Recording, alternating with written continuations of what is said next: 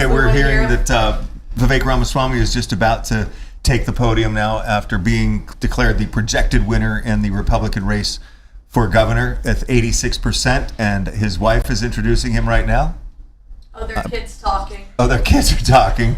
And I did talk with him today about his new 3-month-old baby girl, who he said is growing fast. Wow. He is still getting some sleep, though, he did tell me. And he and his wife are very happy about the baby, of course.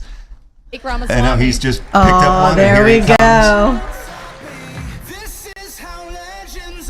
So let's listen in for a while here as Vivek Ramaswamy takes the podium after being declared the projected winner rather handily in the Ohio Republican primary for governor. Well, thank you, guys. It is an honor, and I am proud to officially say that today it is our pleasure to become the Republican nominee for the governor of Ohio. So thank you, guys, for getting us to this point. Now, the real destination is in November, but I do want to take a moment to thank the people who got us to where we are, including the folks in this room, who have day in and day out worked the phones, who have knocked doors, who have put up signs, who have shown up with us in all of the 88 counties. I want to say thank you to our grassroots volunteers who made this possible. I want to say thank you to our U.S. President, President Trump, for his endorsement in this campaign since day one. I want to thank the current governor of Ohio, Mike DeWine, for his endorsement as well. I want to thank our current Senate President, Rob McCauley, for accepting my invitation to be the next lieutenant governor. You're going to do a great job, Rob. And Denise, thank you for, we had some conversations at the very end. I remember around my kitchen table with Rob, and you and he were talking, and there was no decision for Rob without making sure that it was right for the family. So thank you, Denise, as well, for entrusting us with this journey. I believe we have a historic opportunity to lead Ohio, not just to be the best state in the Midwest, because we are already the best in the Midwest. We have a historic opportunity to lead Ohio to be the top state in the country, to raise a young family, to give our kids a world-class education, and to be the state where we revive this quaint idea that we call the American dream. And tonight, that is very personal to me. On any other country on planet Earth, I would not be standing here tonight. My parents came halfway around the world to Cincinnati, Ohio, half a century ago, with nothing to their name. I went to public schools through 8th grade because private schools were not on the table for us. I went to St. X for high school.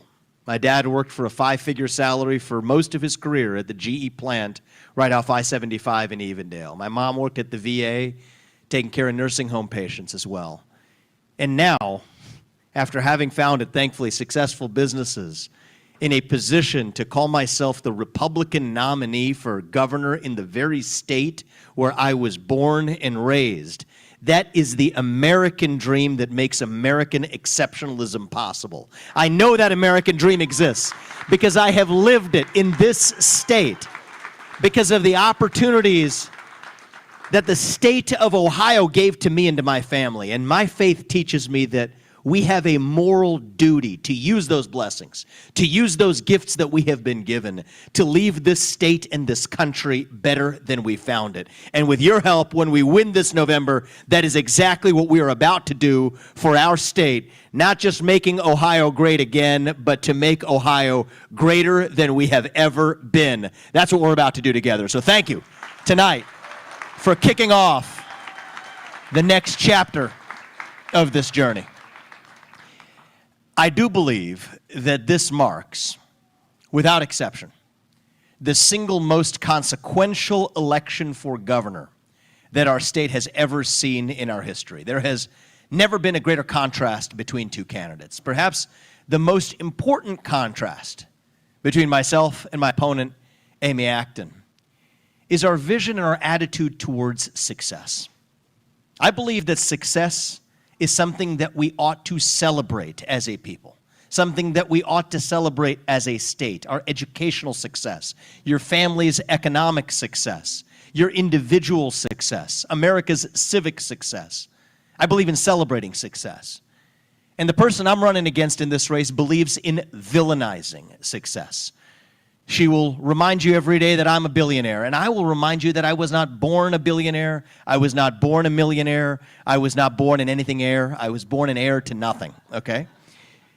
But my story is possible in this great country and in our great state because we embrace free enterprise, because we embrace liberty, because we embrace the idea of exceptionalism and the pursuit of excellence. That is who we are.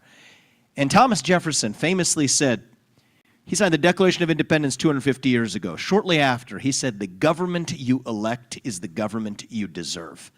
It's almost as though he was talking about 2026, our year right here in this election for governor of Ohio. We could wake up to one of two Ohios later this year. We can wake up to an Ohio where we're bringing down your electric bills because we're producing more energy in Ohio. We can wake up to an Ohio where your property taxes are coming down because it's your land and not the government's. We can wake up to an Ohio where we are on a path to putting our state on our way to a zero income tax state because it is your money, not the government's. And frankly, we can compete with states like Texas and Florida and Tennessee. We can wake up to an Ohio where our children are doing better in math and reading and writing, being taught how to actually perform well in our schools rather than indoctrinated with victimhood psychology. One where housing prices are going down because we're cutting the red tape to build more homes in our state, to make that American dream and home ownership more affordable to the next generation.